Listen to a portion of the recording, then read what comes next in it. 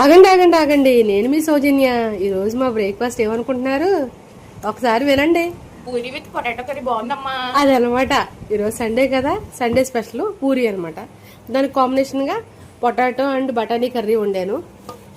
Potato బఠానీ curry కొంచెం ఎక్కువ స్పైసెస్ ఏమీ లేకుండా సింపుల్గానే వండుతాను నేను ఎప్పుడును.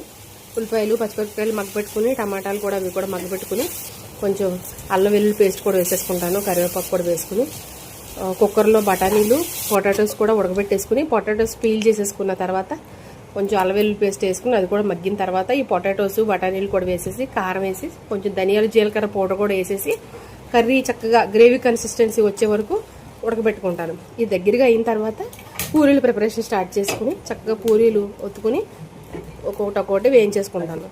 నాకు పూరీ పిండి కలపడం ఏమన్నా సరిగ్గా రావట్లేదో ఏంటో కానీ తెలియట్లేదు కానండి, పూరీలు అయితే పొంగవండి నాకు. నా ఈ ఛానల్ నచ్చితే లైక్ చేయండి.